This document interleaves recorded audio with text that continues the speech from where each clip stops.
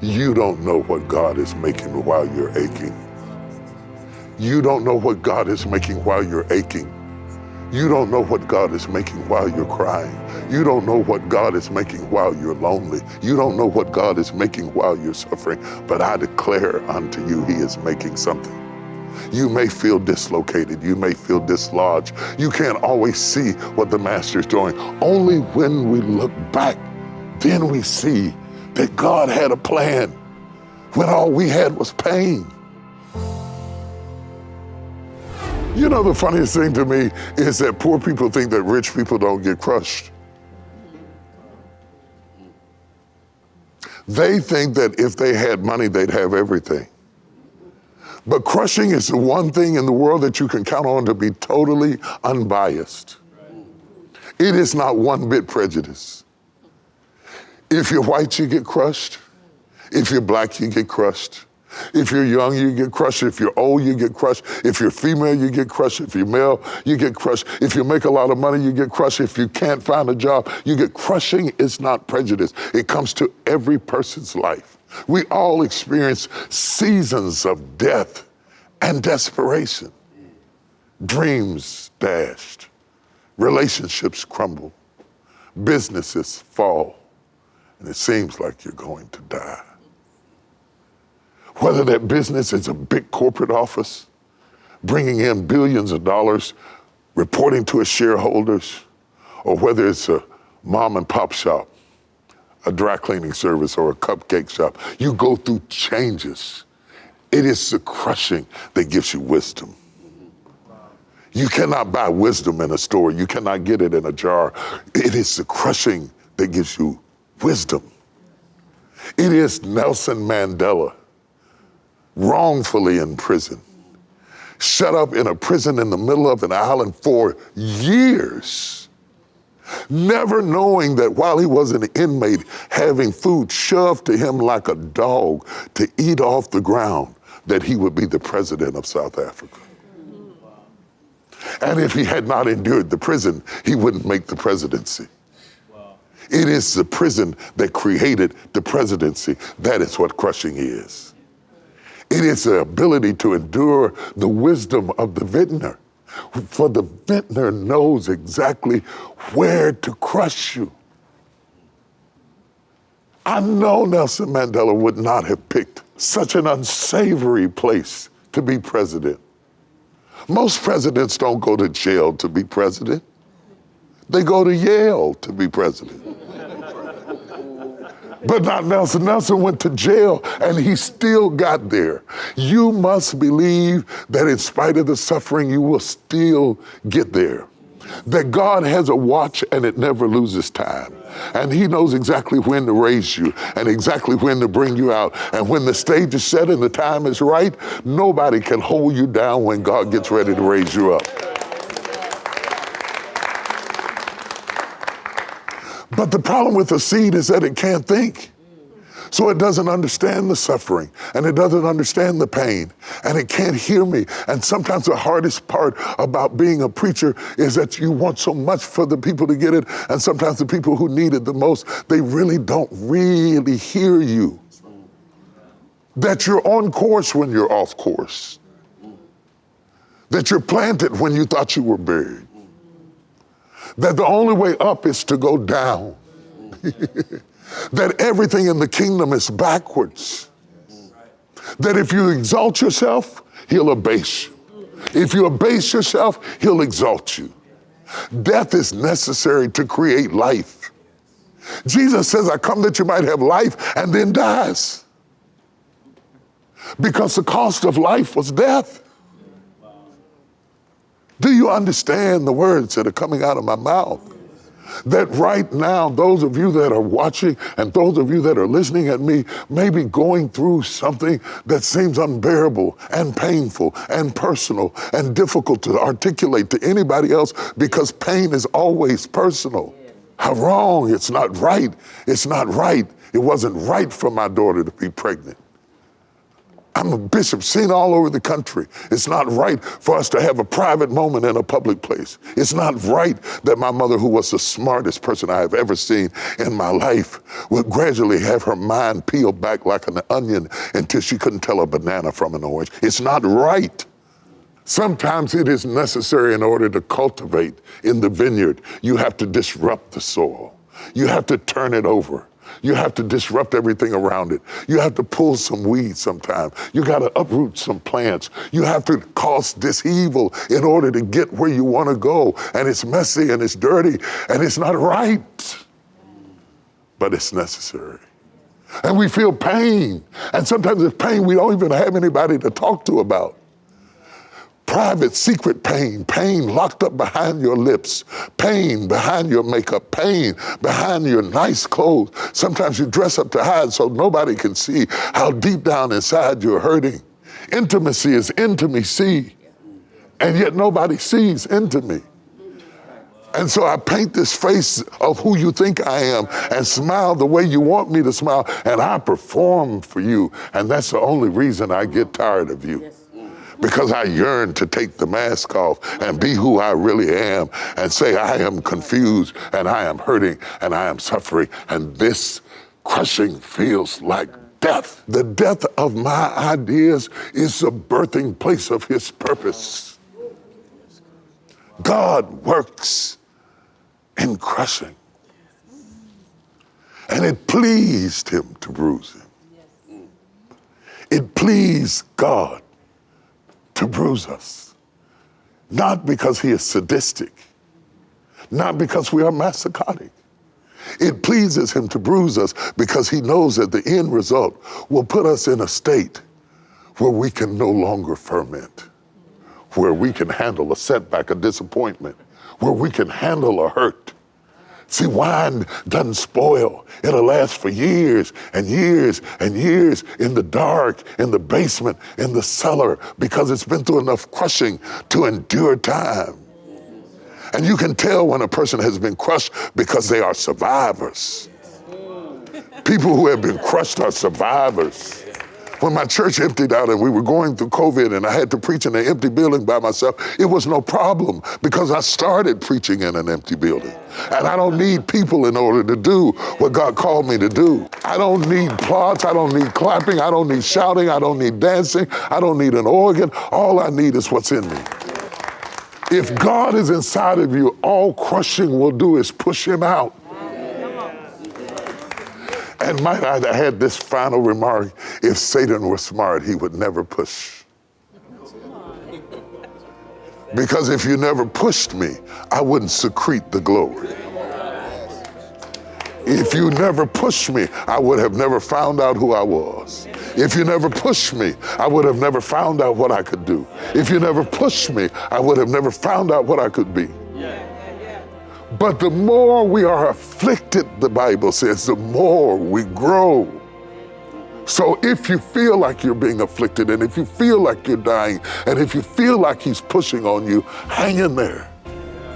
The best is yet to come.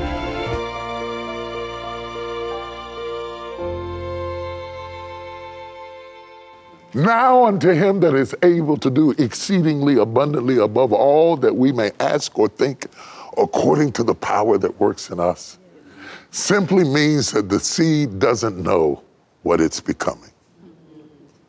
If he's able to do exceedingly abundantly above all that we may ask or think, that means we have no idea what he's making when he's making us. Wow. And the seed doesn't know what the vintner is doing. He just has to trust him.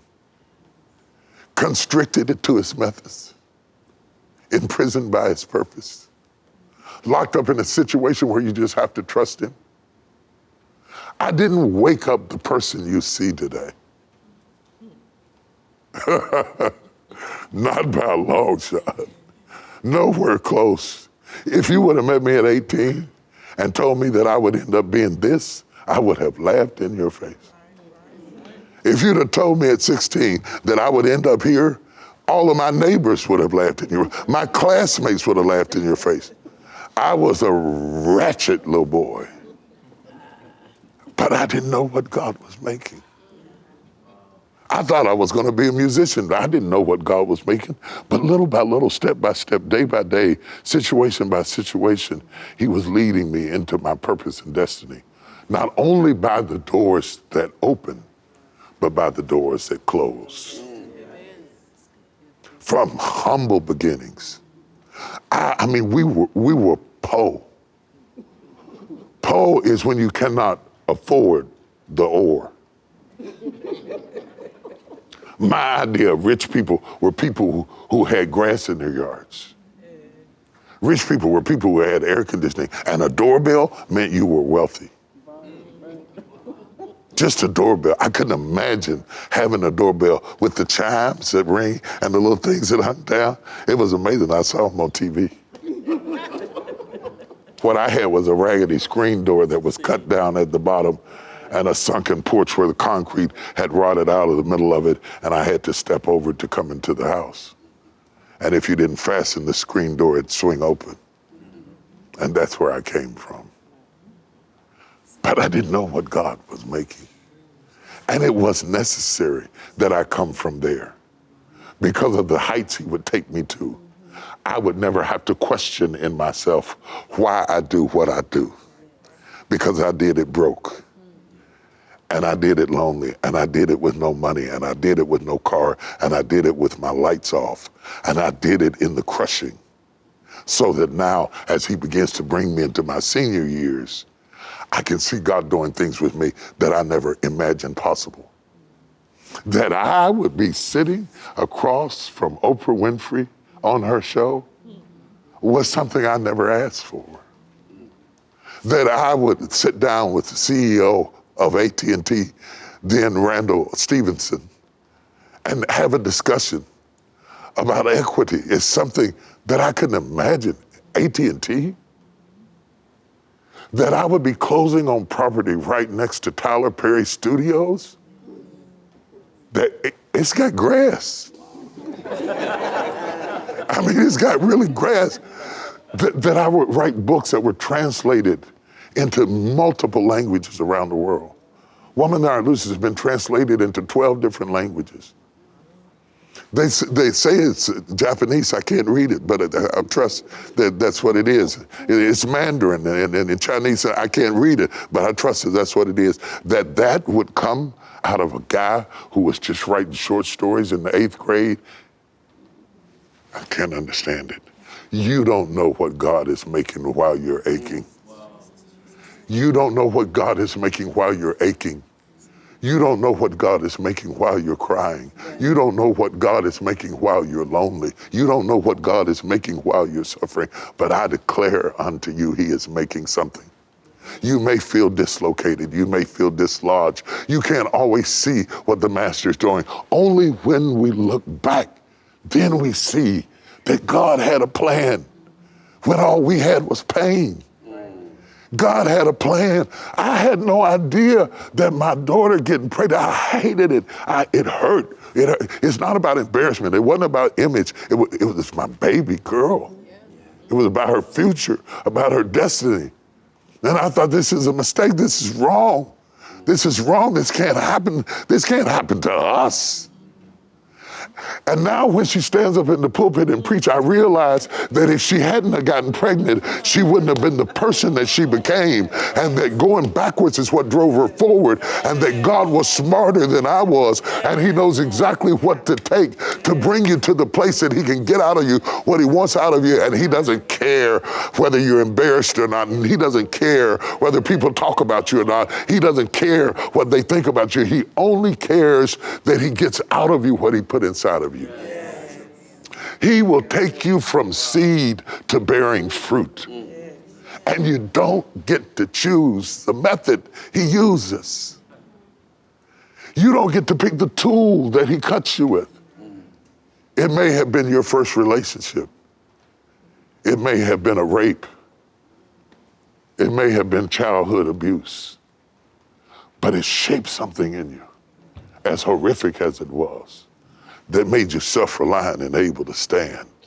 And when you got through crying about it, you woke up a tougher woman than you were a girl. Does anybody know what I'm talking about? The thing I love the most about him is that God never gives up on you. He doesn't wait till you're in the bad place and then walk out like people do. Because people are great when you're up, but when you're down, they'll run out. When you're weak, they'll run out. When you make mistakes, they'll run out. And the church is masterful at killing its wounded. It's masterful at that. We have no real method to really restore our wounded, especially when they're talented. So we shoot them for being too much like us. And there is no place to recover. But just because man is through with you does not mean that God is through with you. And I don't know who I'm talking to today, but I feel like I'm talking to somebody. Just because man has turned his back and found out something about you and said you're nobody doesn't mean that God is through with you, because whatever they found out, God already knew. You have never surprised God. You have never shocked God. You have never left God scratching his head. So stop being frustrated, because he never, ever gives up on you. And that is crushing.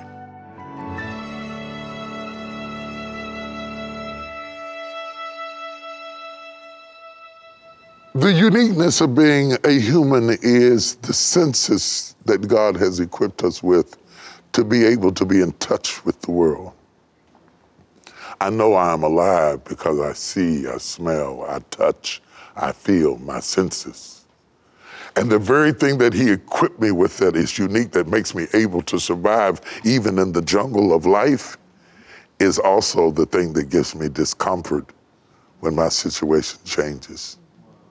And we've talked about dirty places, and we've talked about disruptive places, and we've talked about discomfort, but we have not talked about smelly places. I want to talk about the discomfort of dung, the things that God uses to fertilize you. Smell, and they smell bad. The rubbish, the refuse, the dung is what the vine dresser uses to make mulch. It's what he puts all around you when he really wants you to grow tall and strong and fruitful. He puts stink all around you. And you can't buy enough cologne to cover it up. Because when it stinks, it stinks. A marriage that stinks, stinks. A bad relationship with your child stinks. It stinks in public, it stinks with the principal, it stinks in school, it stinks in prison, it stinks in jail, it stinks in court, it stinks. God uses stinky stuff. You must realize that God uses those things so that we will become what he has created for us to be. That out of that, the nutrients that are necessary come from the stink we've been in. And if you can endure through your senses the discomfort of the aroma, eventually God is going to get something fragrant out of the funk you've been in. That fragrance would come from funk. It's hard to explain, but it's true. It is true nonetheless. There's some kind of way that stability would come out of being stuck.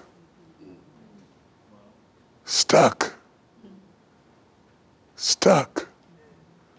I love the commercial where the woman falls down on the ground. She's an old lady and she says, "Help!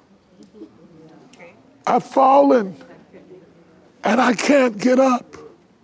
Because somebody watching me right now, you've fallen and you can't get up.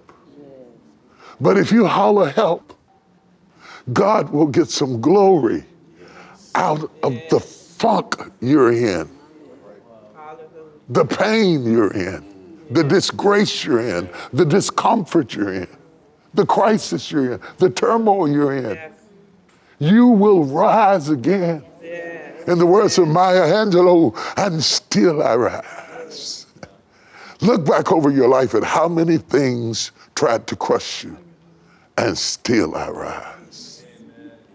We don't clap for ourselves. We are so busy complaining about where we have not gotten to that we don't acknowledge where we have come from. And every now and then you need to throw yourself a party and put a hat on your head and blow a whistle and bake yourself a cake and put some candles on it and light it and celebrate the fact that you have survived the funk.